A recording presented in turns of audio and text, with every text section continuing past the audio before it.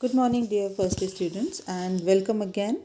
We were doing The Merchant of Venice by William Shakespeare. It's a comedy.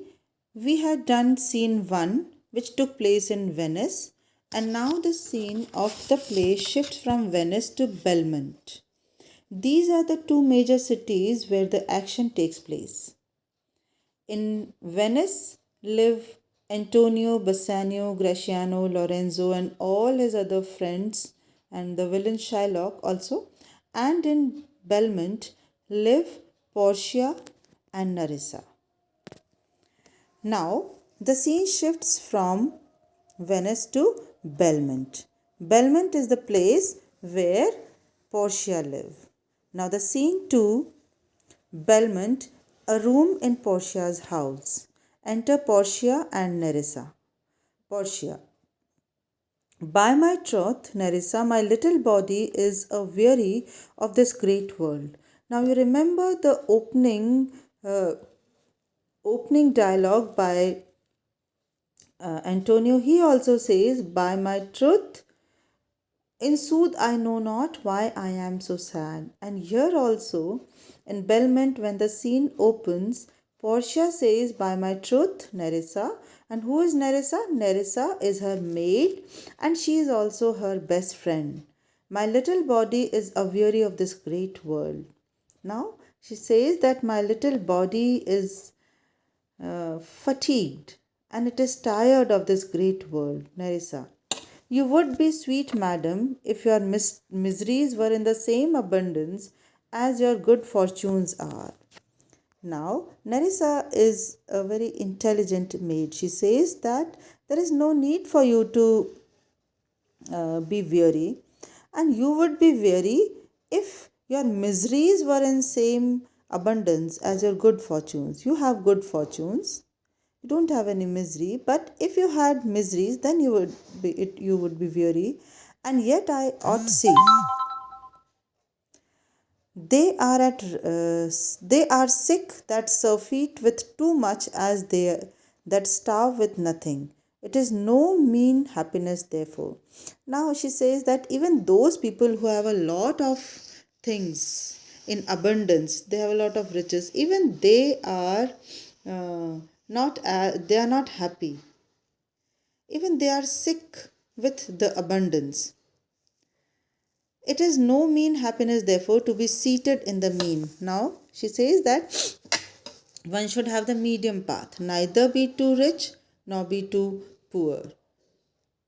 To be seated in the mean, superfluity comes sooner by white hairs, but competency lives longer. Now, when you have a lot of things, age comes more early to you. Portia, good sentences and well pronounced. Nerissa says, it would be better if well followed. Means these are not just sentences, but if you follow them, then they are of any worth. Portia, if to do were as easy to know what were good to do, chapels had been churches. Now, this intelligent maid says that we know a lot of things, but we don't do them. So she says that if to do were as easy to know, then chapels would have been churches and poor men's cottages, palaces. It is a good divine that follows his own instructions. Now, these words are said by Portia, and Portia says that if we follow our own words, then world would be a better place to live. I can easier teach 20 what were good to be done than be one of the 20 to follow mine own teaching. Now, she says that it is easy for us to teach people, to teach 20 people, but it is very tough for me to follow my own example and be one of those 20. The brain may devise laws for the blood, but a hot temper leaps over the cold decree. Such a hare is madness the youth, to skip over the meshes of good counsel the cripple. Now, she says that brain devise laws for the blood. Now, brain symbolizes thoughts, rational thinking, and blood means impulses, emotions. So the brain tries to control the heart, But heart is uncontrollable. Hot temper leaps over the cold decree. Decree means a law. Hot temper does not follow the cold law. Such a hare is madness, the youth. So youth is like a hare. And good counsel, good advice is like a cripple. So youth runs like a hare and good counsel cripples. It is like a handicapped running behind. But this reasoning is not in the fashion to choose me a husband. But now she opens up her heart to her friend Nerissa. She says that these laws do not apply on me. Me, the word choose. Now she says, I may neither choose whom I would nor refuse whom I dislike. Now we all know that Portia do not have the freedom to choose her husband.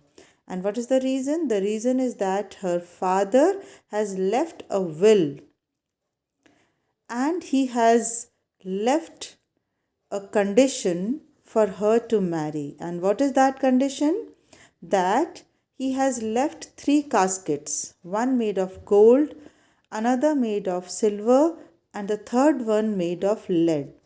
And in one of these three caskets lie lies the portrait of Portia, and whichsoever suitor will choose the correct casket, he will be able to marry Portia. So Portia says that I am very unlucky that I may neither choose whom I would, that I don't have the right to choose a husband whom I would like to marry, nor I cannot reject the person whom I don't like to marry.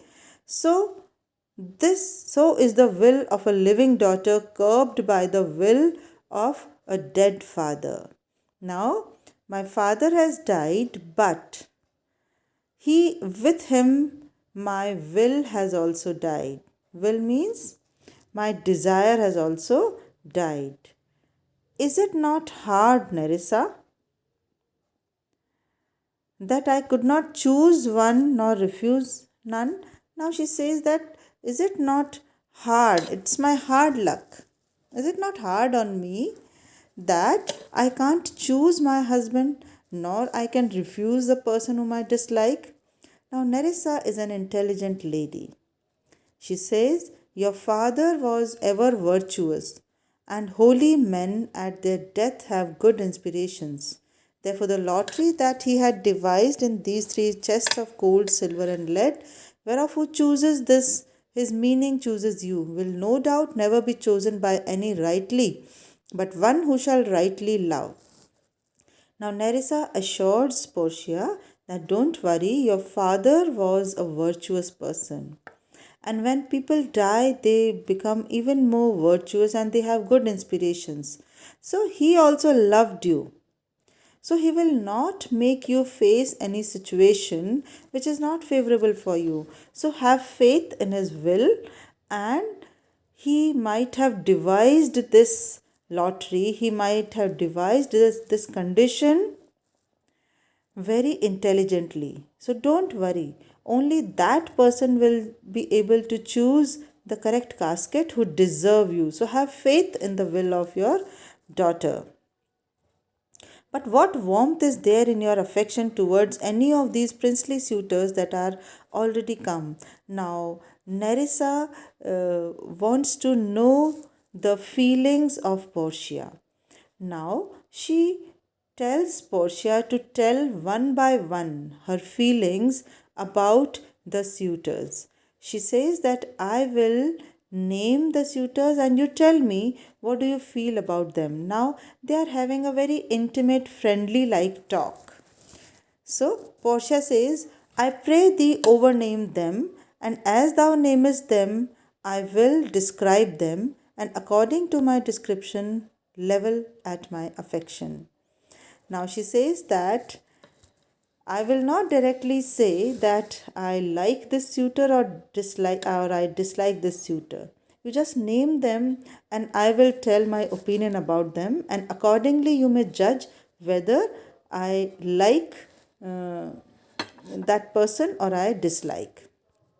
Now, Nerissa says, first there is the Neapolitan prince. Now she names one suitor and she says that he is the Neapolitan prince. And tell me, lady, what do you think about him? Portia says, that's a colt indeed. Colt means he is a horse, he is not a man. For he doth nothing but talk of his horse. Now you see, both these friends are enjoying themselves, talking of the suitors and discussing their shortcomings.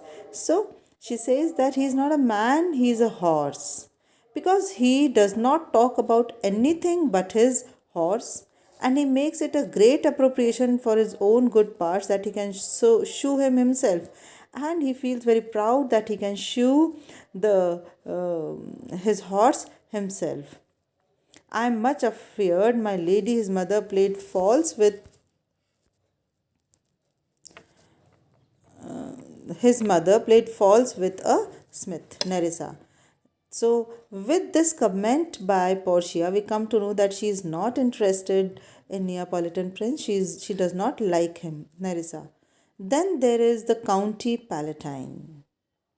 Portia, he doth nothing but frown. Now, County Palatine, he is always frowning, as who would say, if you will not have me choose.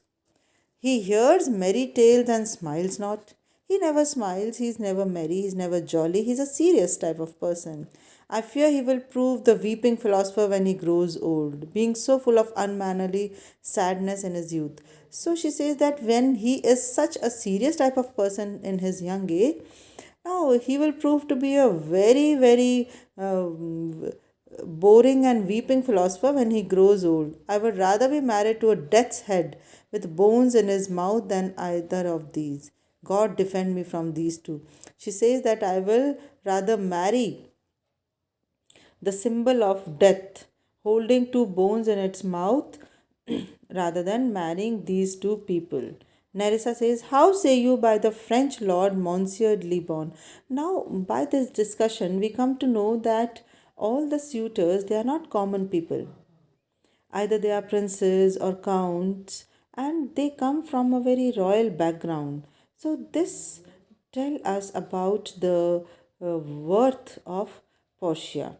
So she says, Nerissa, how say you the French lord Monsieur de Bon? God made him and therefore let him pass for a man. In truth, I know it is a sin to be a mocker. Now she says that because God made him, so I will say that he's a man. And even I don't like that I should make fun of anyone. But why he hath horse better than Neapolitans, better old habit, bad habit of frowning than the Count Palatine, means he has the both the shortcomings of the previous two suitors. He is every man in no man, means he has qualities of so many people. He does not have his own personal identity. If a throstle sing, he falls straight a capering. He will fence with his own shadow. If I should marry him, I should marry 20 husbands. Means he has the personality traits of 20 people. He does not have individual identity of his own. If he would despise me, I would forgive him. If he loves me to madness, I shall never requite him. Now Nerissa says, what say you then of Falconbridge, the young Baron of England? Portia says, you say I say nothing to him, for he understand not me, nor I him. Means he does not understand my language, nor do I understand his language. He hath neither Latin, French, or Italian, and you will come into the court and swear that I have a poor pennyworth in English. She says that I don't know English, and he does not know the Latin, French, or Italian language. He is a proper man's picture, but alas, who can converse with a dumb show? Then we would not be able to converse with each other because we don't know each other's language. How oddly he is suited. I think he brought his doublet in Italy, his round hose in France, and his bonnet in Germany. His behavior everywhere. Now, these two friends have taken into account these suitors who have come with a desire to marry Portia. And with this talk, we come to know that Portia is not interested in any of them. Thank you.